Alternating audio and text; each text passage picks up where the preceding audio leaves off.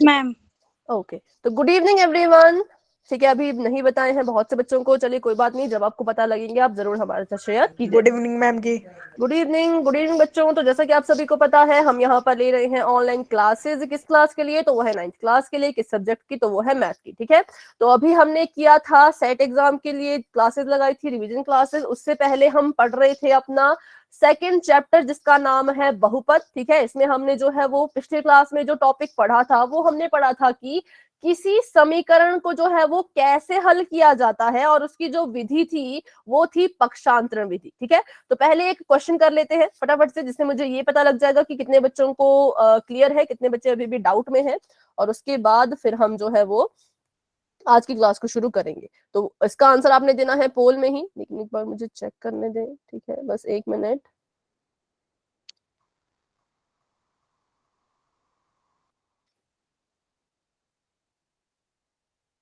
ऐसे जो है वो पक्षांतरण विधि से हमने क्वेश्चन को सॉल्व करना है। वो क्वेश्चन आपके सामने आने वाला है, बस थोड़ा सा इंतजार। ये बस आपको मतलब एक तरह का ये टेस्ट बोल सकते हैं, बाकी इसमें कुछ नहीं है। जिसको जैसा आपका इसका सोल्यूशन आएगा आपने बताना है। इसको पोल रिजल्ट में भी मैं नहीं लिखूंगी। ठीक है, तो आपके पास क्वेश्चन है 2z जमा 6 बराबर है 3 जमा z। इसको आपने हल करना है। हल करके आपने जो है वो z का मान ज्ञात करना है, और आंसर आपने देना है पोल में, जो कि आपको नजर आ जाएगा। चैट अभी आपकी हो चुकी है ऑफ। सभी बच्चे इसको सॉल्व कीजिए, और उसके बाद अपने इसका आंसर जो है वो पोल में देना है।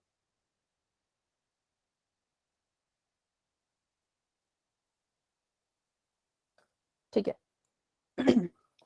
तो बहुत ही सिंपल है। जेड जेड वालों को एक तरफ कर लीजिए, और बाकी जो चीजें उनको एक तरफ कर लीजिए। बराबर है कि एक तरफ कर लीजिए, और जो भी आपका आंसर आता है उसको आपने पोल में अपना आंसर देना है, जो कि पोल आपको शायद अभी नजर आ चुका होगा। लेकिन सॉल्व करने के बाद ही आंसर देना, तुक्का कोई ना लगाएं। आपको पता है कैसे हल किया जाता है ना। ये क्वेश्चन आप 9th क्लास में बहुत अच्छे से कर चुके हो।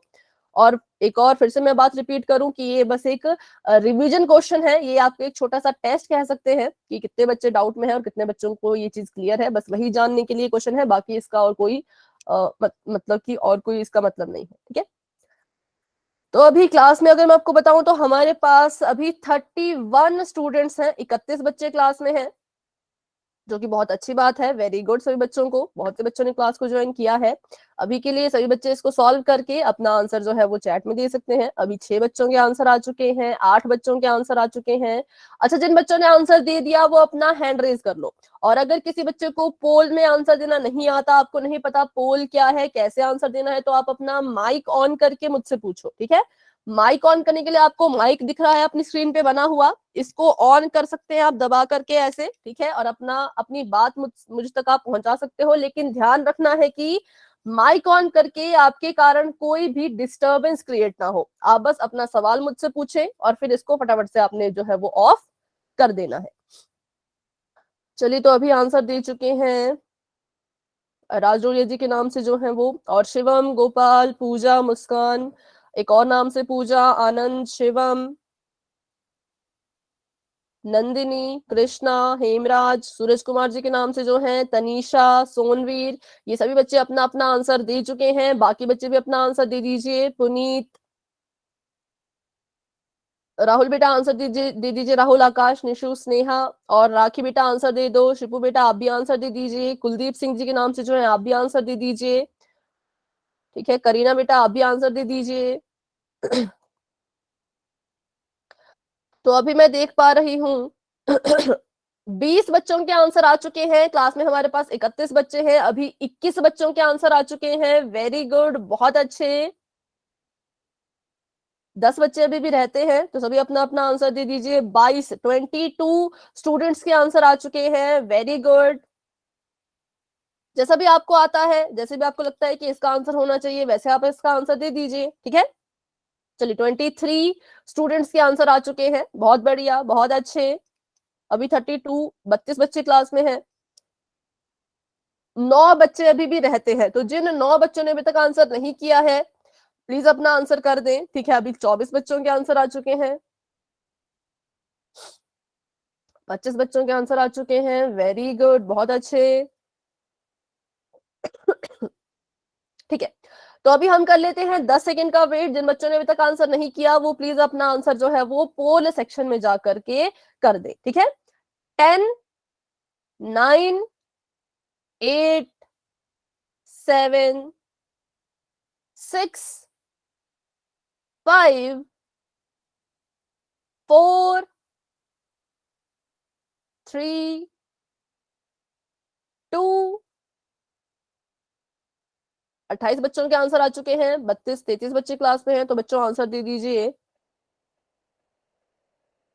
3, 2, 1। चलिए, तो अभी के लिए कर लेते हैं पोल एंड।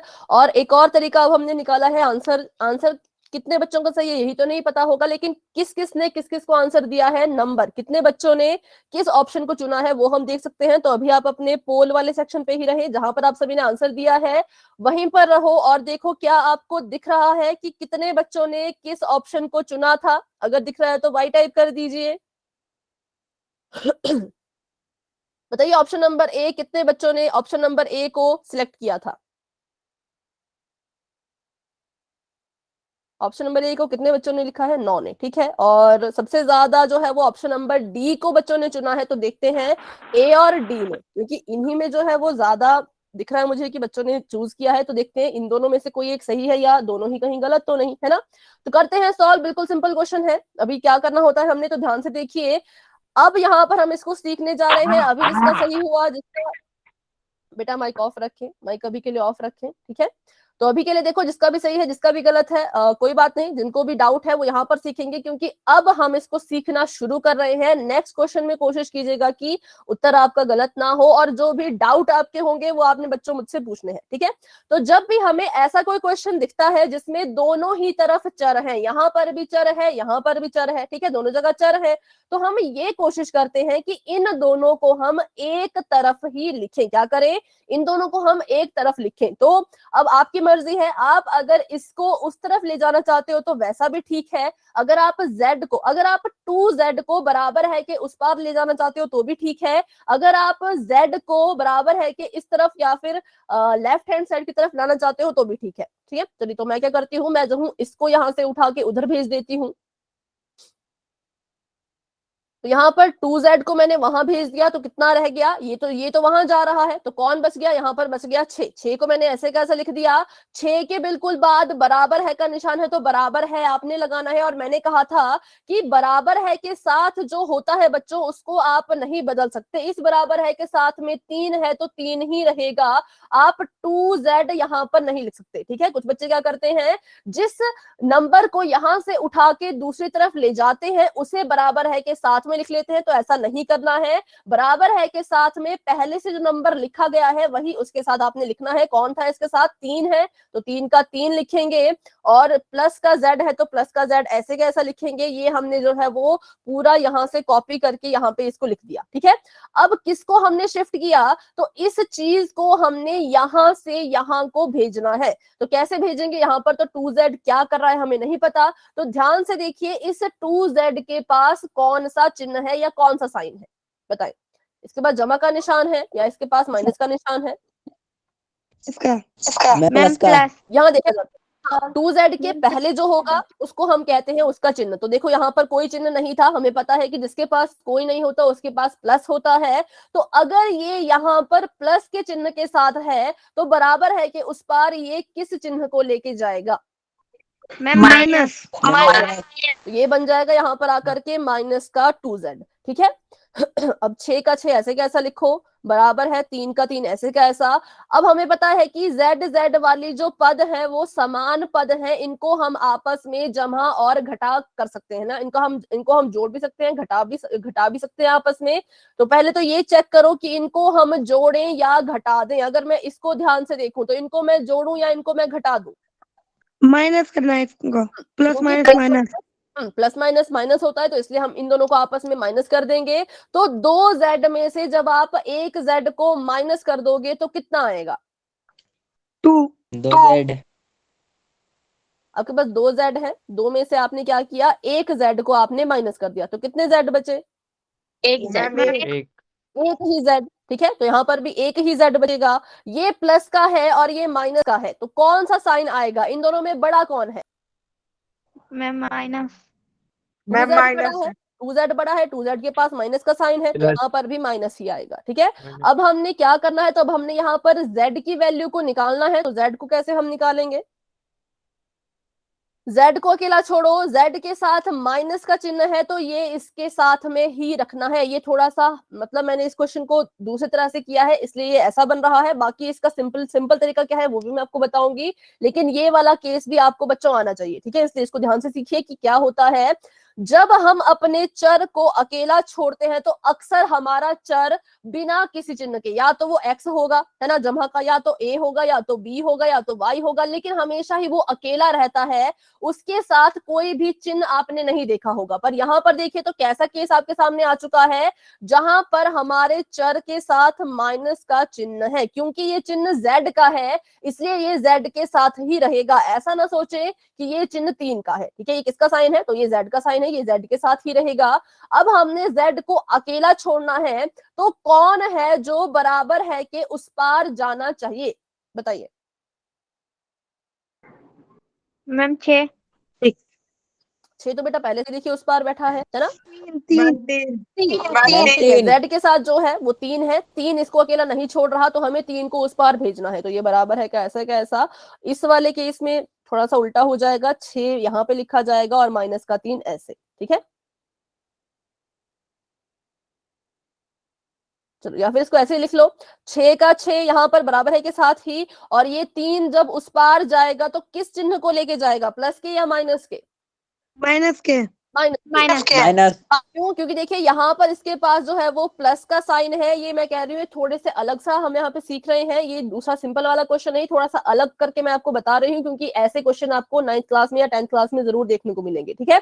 तो आपने ऐसा नहीं देखना है कि 3 यहाँ पर माइनस हो रहा है तो वहां जाके प्लस होगा, नहीं, 3 के पास खुद का कौन सा साइन है, तो खुद का इसके पास प्लस है। कैसे मुझे पता चला? क्योंकि इसके साथ कोई चिन्ह नहीं था, जिसके साथ कोई नहीं होता उसके साथ हमेशा प्लस होता है, तो इसका मतलब जब हम इस 3 को बराबर है कि उस पार भेजेंगे तो ये माइनस का चिन्ह लेके जाएगा, और जो मेरा 6 है इसके पास कौन सा चिन्ह है?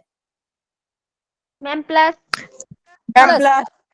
प्लस का, तो ये अपने प्लस को अपने साथ ही रखेगा, ठीक है। तो ऐसा ये आपकी एक इक्वेशन बनी है, अब आप इसको आराम से हल कर सकते हो।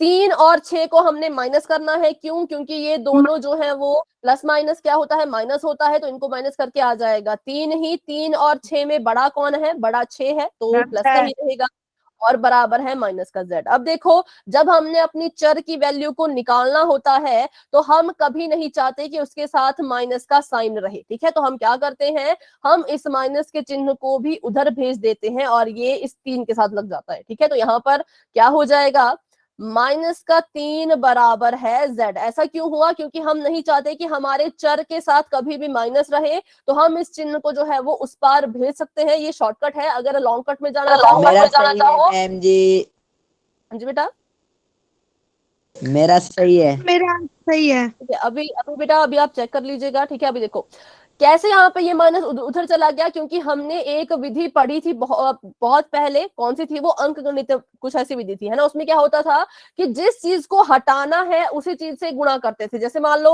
-2 को हटाना था तो जमा का 2 कर देते थे, तो वैसे ही हमने क्या किया, अपनी मर्जी से यहाँ पर माइनस की गुणा माइनस के z में कर दी, और यहाँ पे माइनस की गुणा 3 में कर दी, ठीक है। तो माइनस की गुणा जब 3 में हुई तो माइनस का 3 बन गया, और माइनस की गुणा जब माइनस में हुई तो प्लस का z बन गया। ये था इसका लॉन्ग कट। लेकिन बात करें शॉर्टकट की, तो शॉर्टकट ये कहता है कि हम नहीं चाहते हमारे चर के साथ माइनस हो, तो हम इसको उधर भेज देते हैं, ठीक है।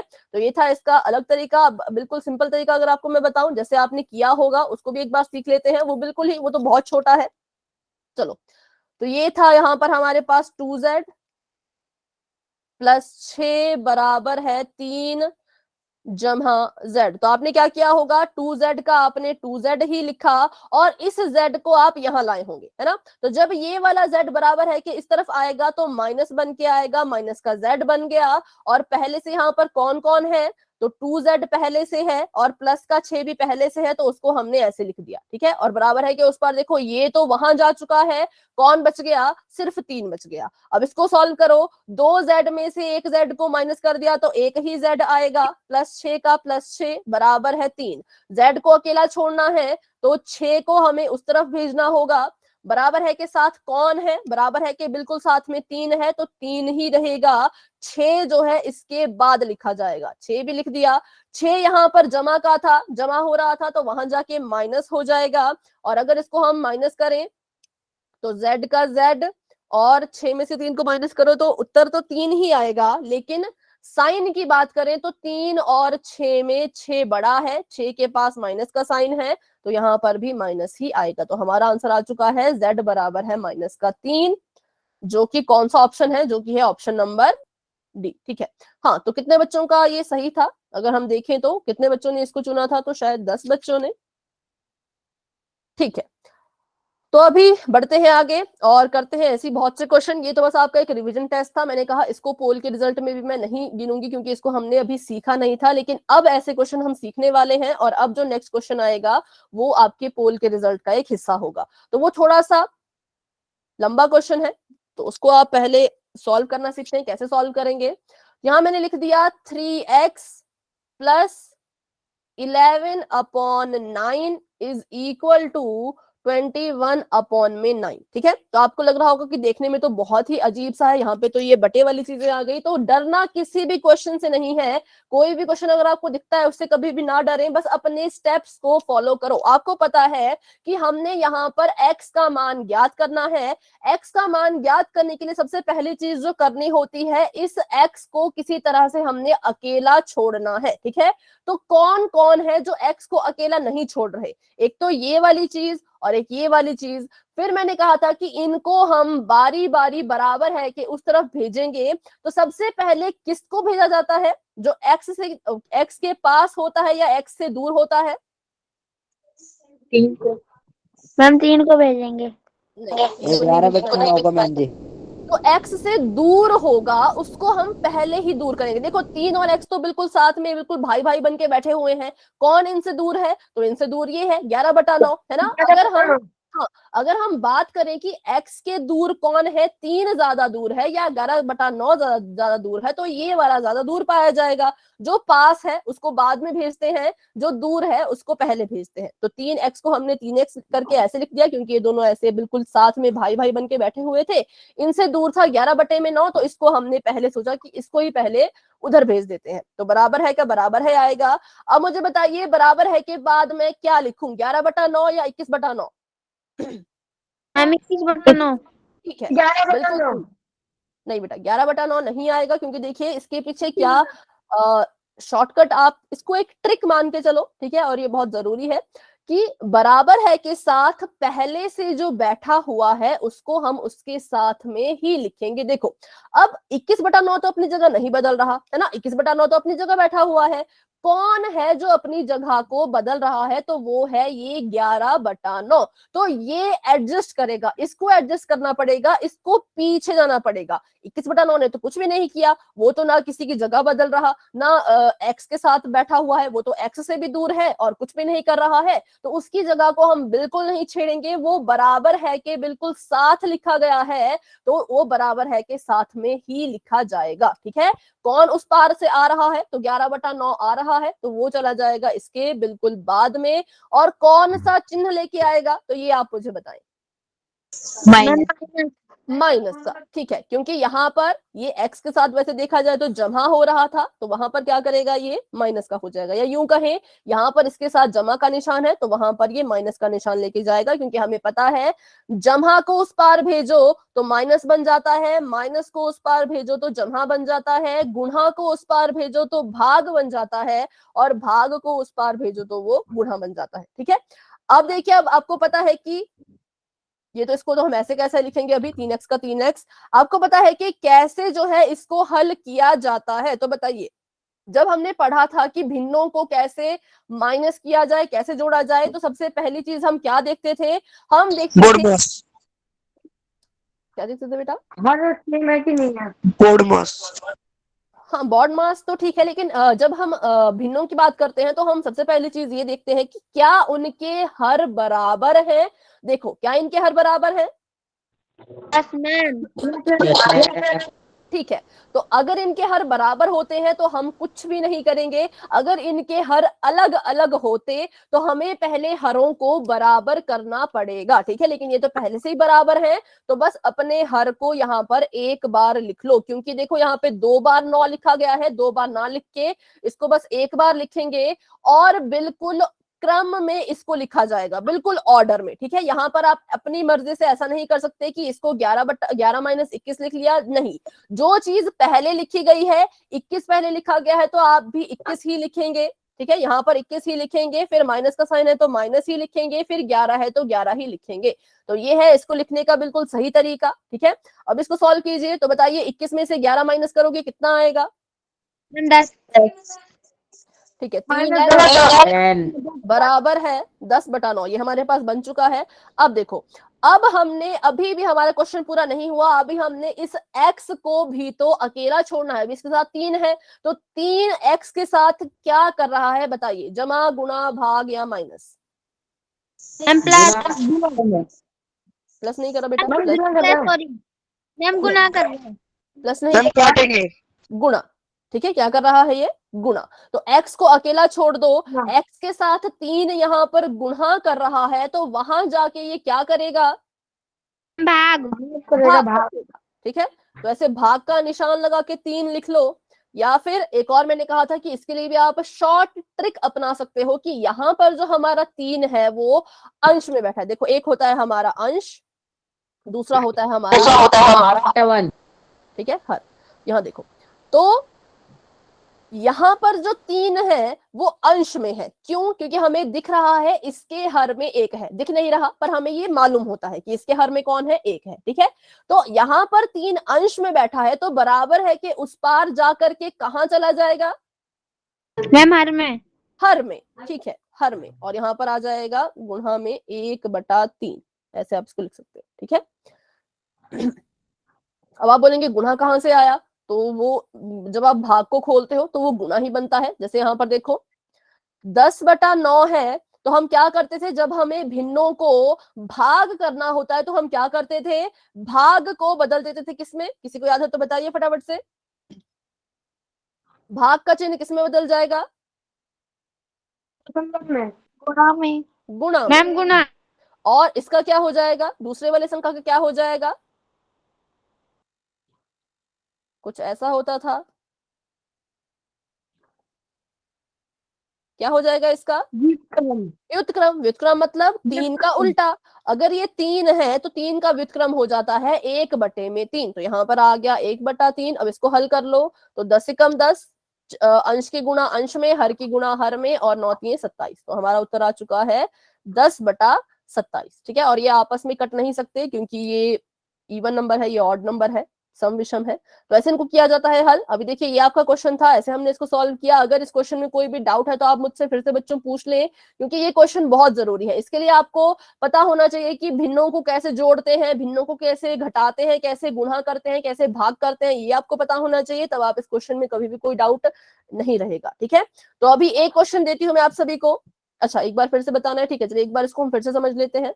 देखो, तो हमारे पास क्वेश्चन था 3x जमा 11/9 बराबर है 21/9, ये हमारे पास सवाल था। तो इन्होंने कहा था कि इसमें क्या करना है? इसमें आपने जो है वो x का मान ज्ञात करना है। तो हम चल पड़े अपने काम पर। सबसे पहला क्या होता है? हमें पता है जब भी किसी चर के मान को ज्ञात करना होता है तो हमेशा उस चर को अकेला छोड़ना होगा।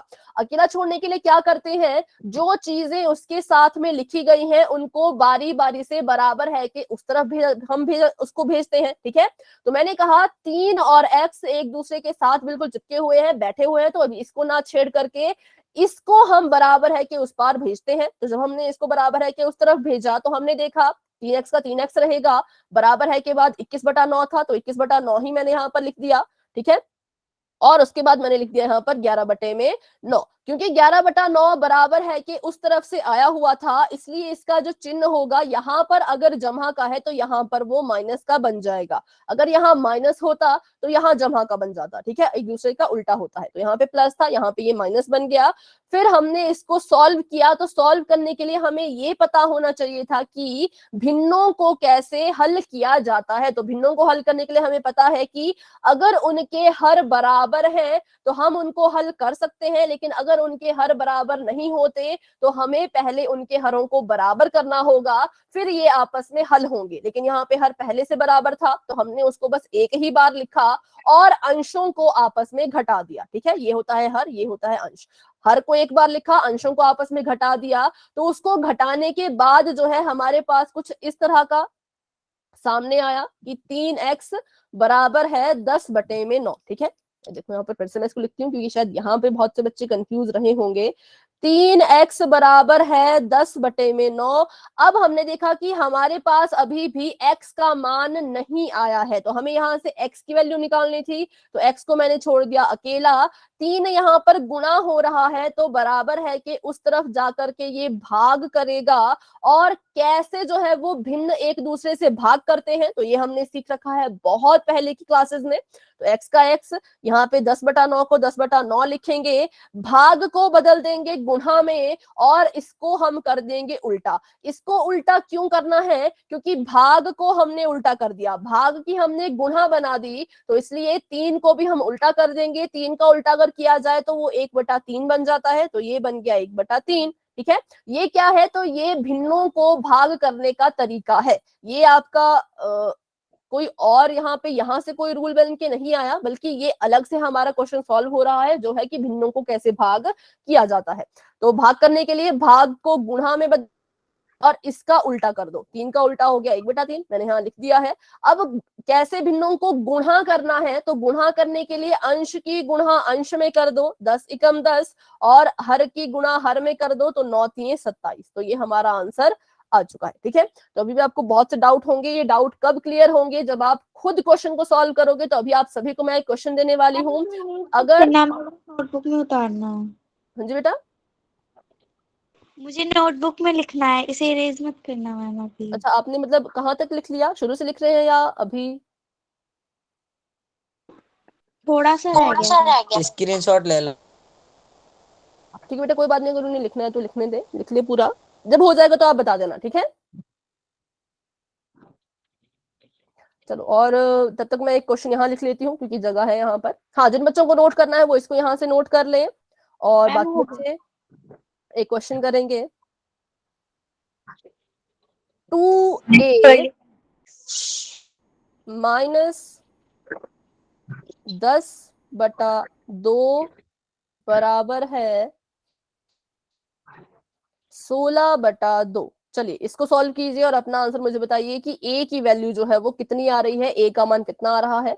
उसके बाद फिर हम पोल में क्वेश्चन करेंगे, इसलिए बच्चों कोशिश सभी करें, इस क्वेश्चन को ट्राई करो। जितनी भी आपसे गलतियां होंगी कोई बात नहीं, उन गलतियों को हम सुधार देंगे, फिर आप पोल में क्वेश्चन करना। ठीक है, और पोल में जो क्वेश्चन हम करते हैं उसका रिजल्ट ग्रुप में भेजा जाता है, इसलिए अभी अगर इसमें ज्यादा गलतियां होंगी तो उतना मैटर नहीं करेगा, लेकिन हाँ पोल का क्वेश्चन बिल्कुल अच्छे से आपको करना होता है क्योंकि ये हमारा फाइनल क्वेश्चन होता है। ठीक है, उसके बाद फिर हम इस टॉपिक को नहीं करेंगे, फिर हम नेक्स्ट टॉपिक की तरफ बढ़ जाएंगे।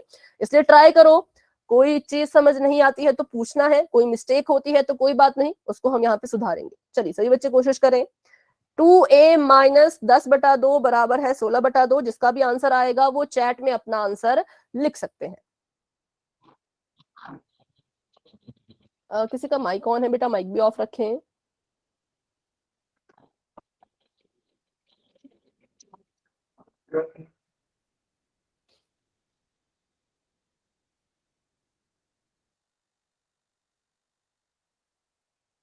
ठीक है, एक आंसर अभी आ चुका है 26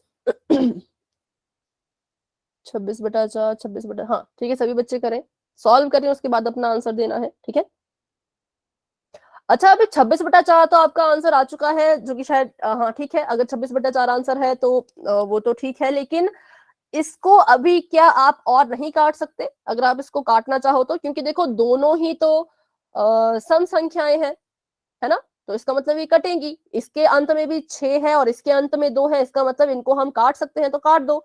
26 और 4 को आपस में काट दो, 4 से तो नहीं कटेगा लेकिन 2 से कटेगा। 6, आपका आंसर आ रहा है 6, ठीक है।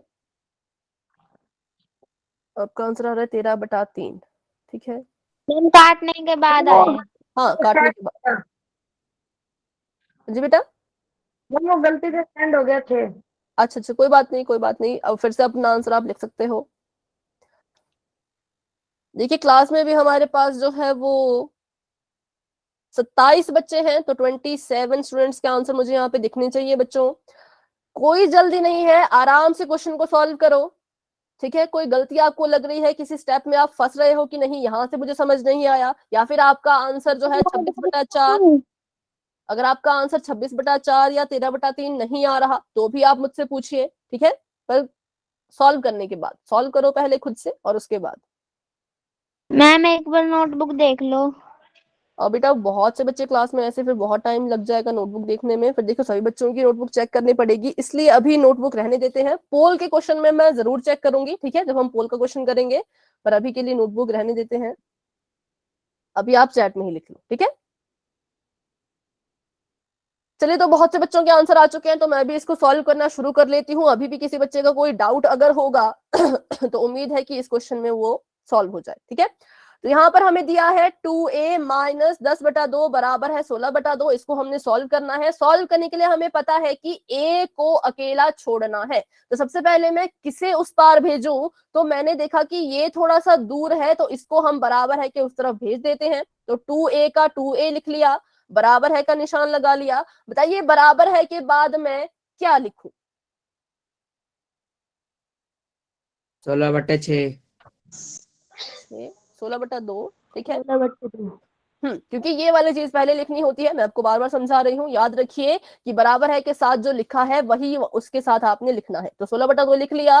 कौन बराबर है कि उस तरफ से आ रहा है, लेफ्ट हैंड साइड से राइट हैंड साइड को कौन आ रहा है, तो 10/2 आ रहा है। इसके पास यहाँ पे माइनस का चिन्ह था, तो जब ये उस पार जाएगा तो कौन सा चिन्ह लेकर के जाएगा? प्लस का, ठीक है।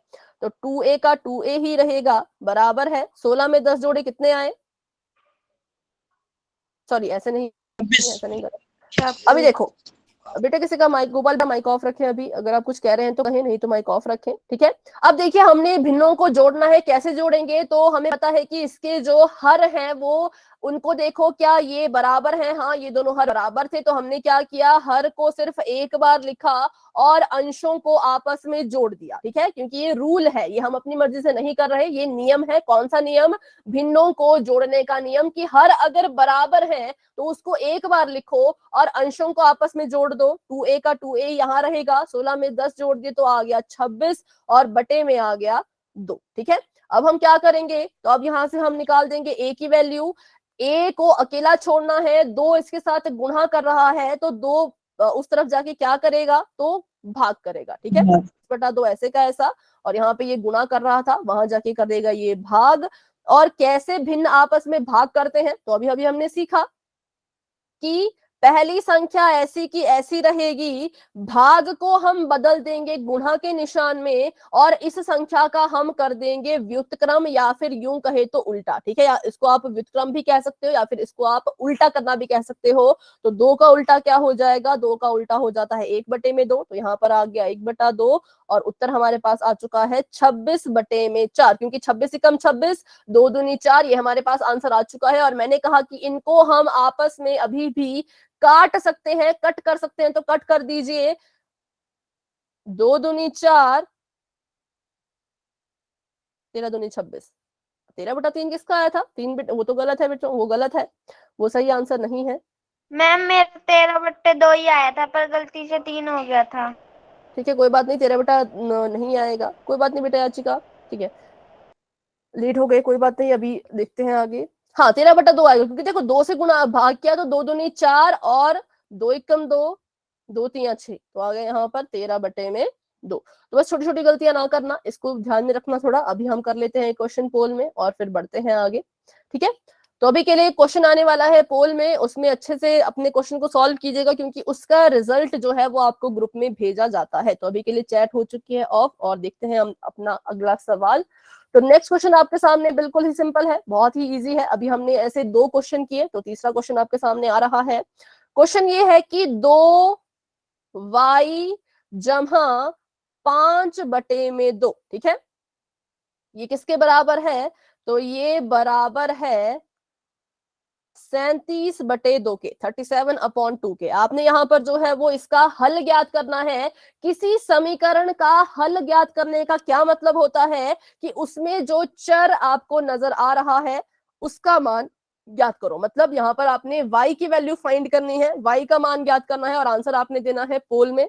चैट ऑन करके या कैमरा ऑन करके कोई आंसर नहीं दिखाएगा, बल्कि इसका आंसर आप कहाँ देंगे? तो पोल में देंगे। अभी के लिए इसको सॉल्व कर लीजिए, पोल भी आपको थोड़ी ही देर में नजर आने वाला है। 10 सेकंड में आपको पोल नजर आ जाएगा, तब तक के लिए इसको सॉल्व करना शुरू कर दें। और अगर एंड में ये कट रहा होगा तो जरूर आप इसको काटना, ठीक है। 10, 9, 8, 7, 6, 5, 4, 3, 2, 1, ठीक है। तो पोल अभी के लिए आपको नजर आ चुका होगा, लेकिन सभी बच्चे खुद से कोशिश करें इसको सॉल्व करने की, उसके बाद ही आंसर देना है। जल्दबाजी और लापरवाही में बच्चों गलत ना करें, ठीक है। बिल्कुल आराम से, कोई जल्दी नहीं है, आराम से क्वेश्चन को सॉल्व करो और उसके बाद अपना आंसर दो। अगर कटता है तो बच्चों काटना भी है, इस बात का ध्यान रखें, ठीक है। और 2y है तो 2 को उस तरफ भी लेके जाएं, ठीक है, क्योंकि y को हमने बिल्कुल अकेला छोड़ना है, y के साथ और कोई नहीं रहना चाहिए, y होगा बिल्कुल ही अकेला। और फिर आप इसको सॉल्व करें और अपना आंसर दे सकते हैं पोल में। तो अभी 4 बच्चों के आंसर आ चुके हैं, लेकिन मैं नहीं बताऊंगी कितनों के सही कितनों के गलत, वो हम कैसे देखेंगे? जैसे हमने अभी देखा था ना पीछे वाले क्वेश्चन में, सेम वैसे ही इस क्वेश्चन का भी हम देखेंगे, ठीक है। मतलब आप सभी खुद देख पाओगे कि कितने बच्चों ने किस ऑप्शन को अपना आंसर माना था, ठीक है। अभी जो है वो 9 बच्चों के आंसर आ चुके हैं, 10 बच्चों के आंसर आ चुके हैं।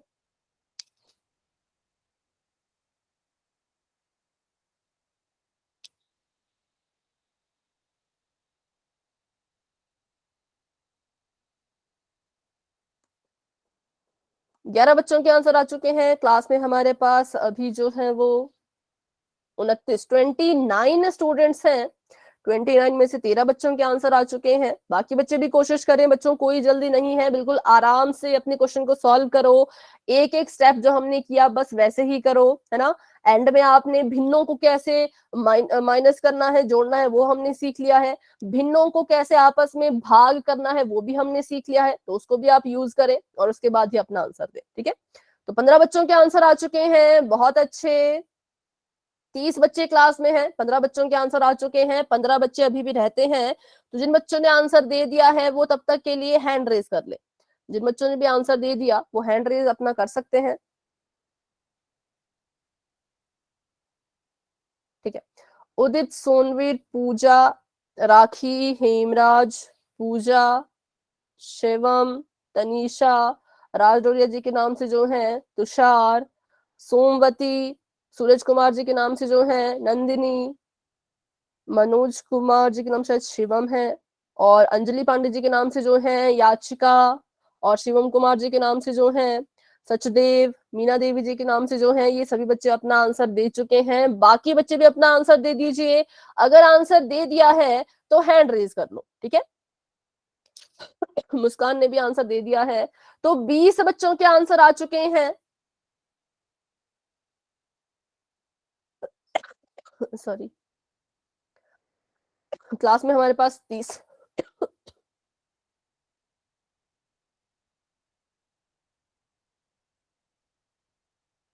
क्लास में हमारे पास 30 बच्चे हैं। 30 में से 22 बच्चों के आंसर आ चुके हैं, 22 स्टूडेंट्स के आंसर आ चुके हैं, वेरी गुड। बाकी बच्चे भी कोशिश करें। 8 बच्चे अब रहते हैं तो वो भी अपना आंसर दे दें। अच्छा, कोई है जो अभी भी इसको सॉल्व कर रहे हैं? जो बच्चे सॉल्व कर रहे हैं वो माइक ऑन करके यस बोलेंगे, यस मैम। ठीक है, ठीक है। चलिए, तो बेटा जब आपका हो जाएगा तो आप बता देना, ठीक है। अभी तक सिर्फ करीना ने यस बोला है, तो जब आपका हो जाएगा बेटा तो आप मुझे बता देना। और अगर कोई है सॉल्व कर रहे हैं तो बच्चों आप भी सॉल्व कीजिए और अपना आंसर जो है वो पोल सेक्शन में जा करके दे, ठीक है। और इस क्लास का पोल रिजल्ट आपको कल तक मिल जाएगा। 22 बच्चों के आंसर आ चुके हैं, 8 बच्चे अभी भी रहते हैं, तो वो भी अपना अपना आंसर दे दें।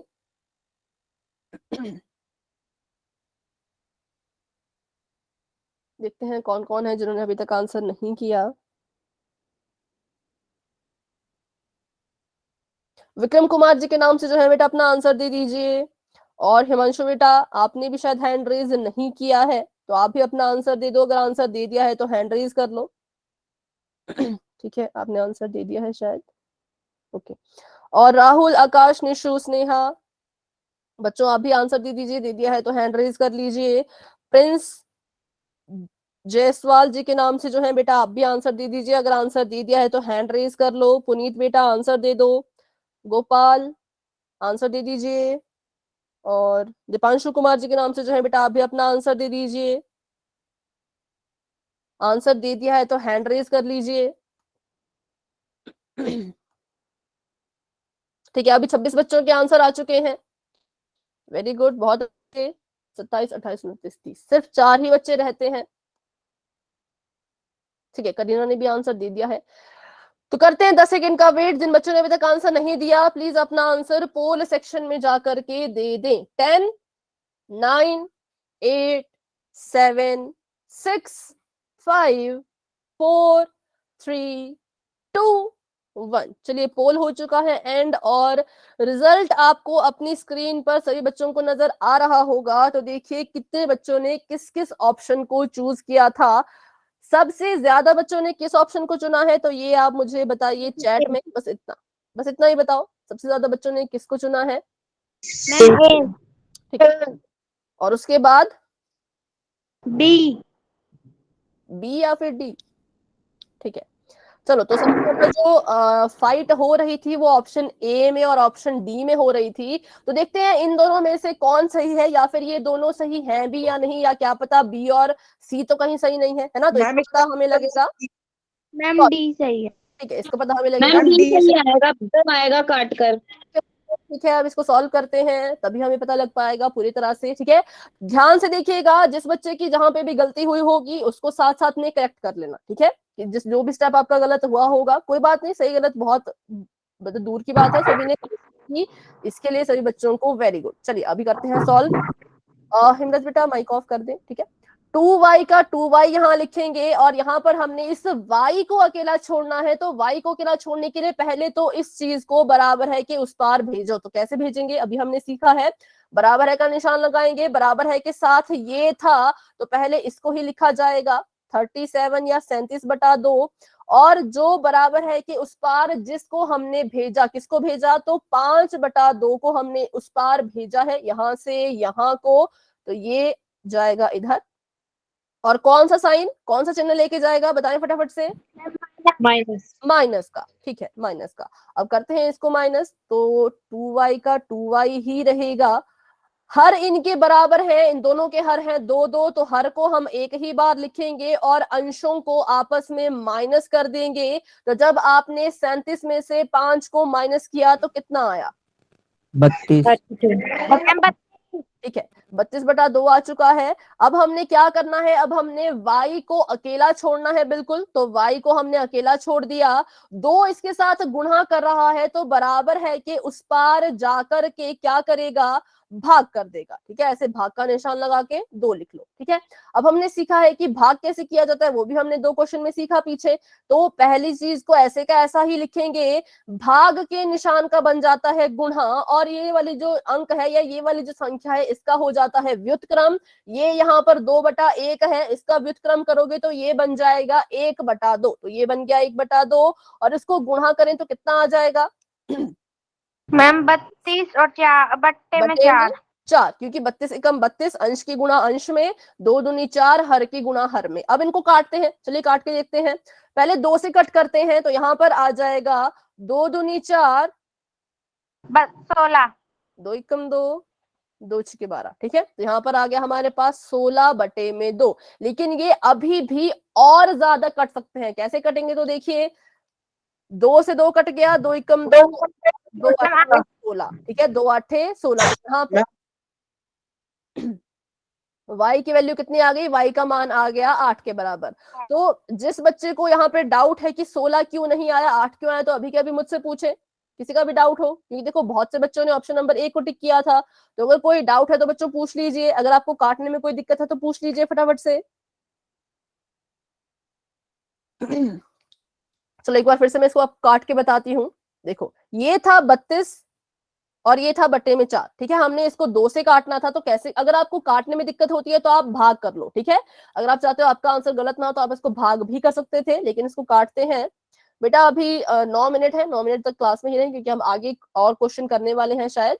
2 से पहले इसको काटो तो 2 दूनी 4, और 2 से इसको काटो तो 2 एकम 2, 8 को भी काट सकते हैं।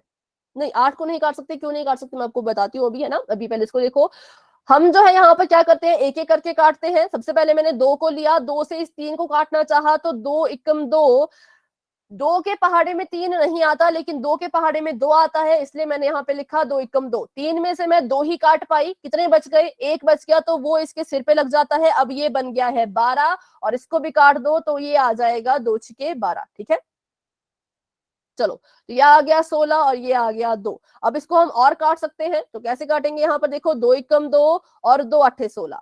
8 को हम और नहीं काट पाएंगे, क्योंकि 8 के बटे में सिर्फ 1 है ना, क्योंकि ये वाला 2 तो खत्म हो गया। इस 2 को तो हमने काट दिया, कितना बच गया, 1 बच गया। तो इसके बटे में 1 है, इसलिए अब ये 8 नहीं कट पाएगा, क्योंकि इसको काटने के लिए नीचे कोई संख्या है ही नहीं।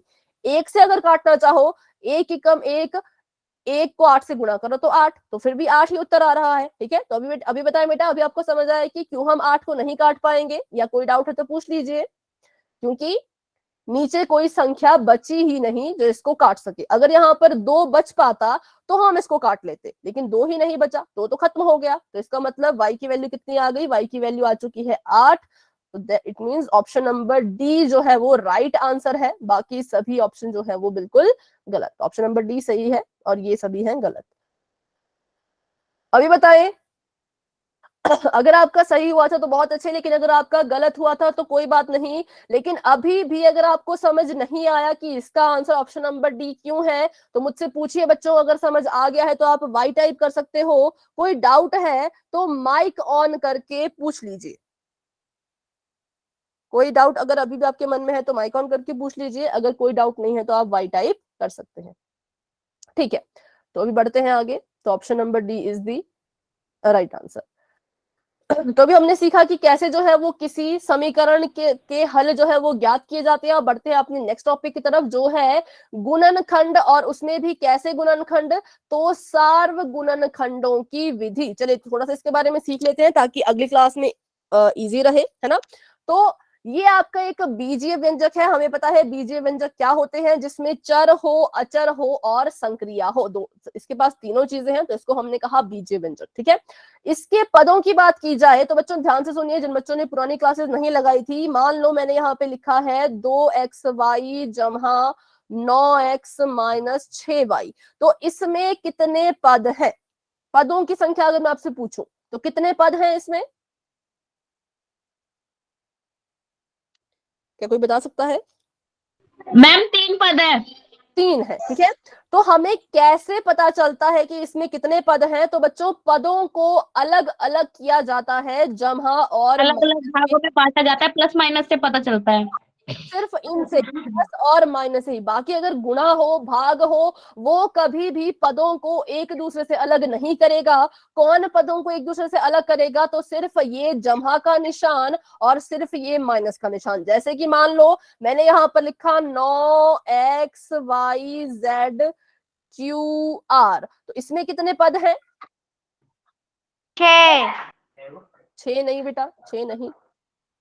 मैम एक पद है इसमें। इसमें सिर्फ एक ही पद है। क्यों? क्योंकि हमें यहां से लेकर के यहां तक ना तो जमा का निशान दिख रहा है ना ही माइनस का निशान दिख रहा है। इसका मतलब ये आपस में अलग अलग नहीं हो पाए, इसलिए हम इसको कहेंगे कि ये सिर्फ और सिर्फ एक ही पद है। कब पदों को अलग किया जाएगा? जब उनके बीच में या तो जमा का निशान हो या तो माइनस का निशान हो। जैसे कि इसी को मैं आपको बदल के बताती हूँ। मैंने 9xy को ऐसे लिख लिया, माइनस YZ ऐसे लिख लिया, प्लस QR ऐसे लिख लिया। अब बताइए कितने पद बन गए? मैम 3 पद। मैम 3 बन गए। ठीक है, कैसे बन गए? क्योंकि यहाँ पर देखो प्लस और माइनस का निशान आ चुका था, यहाँ पर कोई चिन्ह नहीं था, तो ये सिर्फ एक पद वाला होगा। और यहाँ पे जब निशान आ गया प्लस और माइनस का, तो इसने अलग कर दिया, इसको अलग कर दिया, इसको अलग कर दिया, इसको अलग कर दिया, तीनों को अलग कर दिया। इसलिए यहाँ पर कितने पद हो गए? 3। ठीक है, चलो तो अभी देखते हैं, पद भी हमने सीख लिया कैसे इनको अलग किया जाता है। अब बात करते हैं इनके गुणनखंडों की। तो गुणनखंड कुछ भी नहीं है, बस अपने पदों को, जो आपके पद में चीजें हैं उनको बस आपने दूर दूर या फिर अलग अलग लिखना है। जैसे मान लो मैंने यहाँ पे लिखा था 2xy जमा 9x। ठीक है, तो अगर मैं पहले पद के गुणनखंड करूं तो कैसे किए जाएंगे? इन 2xy को मैंने बस गुणा के निशान के साथ लिख देना है और ये इसके गुणनखंड बन गए। ठीक है, 2 गुणा x गुणा y, जमा का निशान है, ऐसे का ऐसा रखेंगे। और इसको अगर इसके हमने गुणनखंड बनाने हो तो बताइए कैसे करेंगे? 9 गुणा x। ठीक है, 9 गुणा x ठीक था, लेकिन इसके अभी और भी गुणनखंड हो सकते हैं। किसके? इस वाले 3 संख्या के। ठीक है, तो जब 3 गुणा आपको, 3। ठीक है, तो जब भी आपको किसी भी पद के गुणनखंड बनाने के लिए कहा जाए तो सबसे पहले संख्या के गुणनखंड बनाने हैं। जैसे कि 9 का बन जाएगा 3 गुणा 3, और साथ में x गुणा हो रहा था तो गुणा में x। ठीक है, ये 3 गुणा 3 कहां से आया? तो इस 9 को मैंने तोड़ के लिखा। यहाँ पे ऐसा क्यों नहीं किया? क्योंकि मैं 2 को नहीं तोड़ सकती, 2 तो पहले से सबसे छोटा है, इसको मैं और कैसे तोड़ू? इसको मैं 2 एकम 2 लिख सकती हूँ, पर उससे कोई फायदा नहीं होगा, है ना। तो 2 को हम नहीं तोड़ सकते थे, इसलिए मैंने यहाँ पे 2 का 2 लिखा, x और y को तोड़ दिया। लेकिन यहाँ पर हम 9 को तोड़ सकते थे, तो इसलिए हमने यहाँ पर इसको ऐसे लिख लिया। ठीक है, अब बात करते हैं, ये तो हमने इसके गुणनखंड निकाल लिए। अब अगर मैं पूछूं कि इसमें सार्व गुणनखंड कौन है? सार्व मतलब एक ऐसी संख्या या कोई ऐसा चर जो दोनों के पास आपको नजर आ रहा हो। x। ठीक है, तो हम क्या करेंगे? इस x को यहां से बाहर कॉमन ले सकते हैं। कॉमन मतलब उभयनिष्ठ, इसको हिंदी में कहते हैं उभयनिष्ठ, इंग्लिश में कहते हैं कॉमन। कॉमन किसको लिया जाता है? जो हमारे दोनों पदों के साथ में होता है। वो कौन है? वो x है। तो यहां से मैंने x को बाहर निकाल दिया। यहां से x को बाहर निकालने पर अंदर कौन कौन सी चीजें बच गई? 2y। 2y। ठीक है, 2y, और बीच में जमा का निशान है, जमा का निशान ही रहेगा। और यहाँ पर कौन सी चीजें बच गई?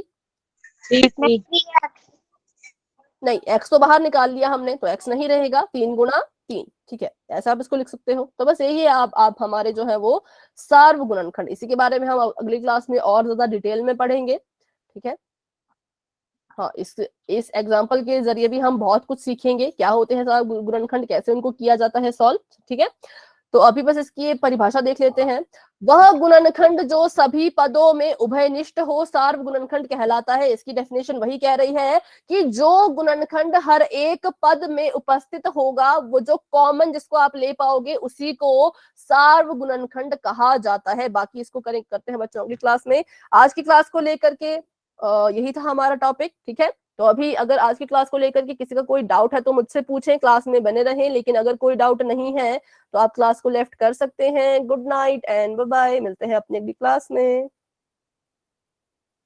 Good night ma'am ji, bye bye ma'am. Okay बच्चों।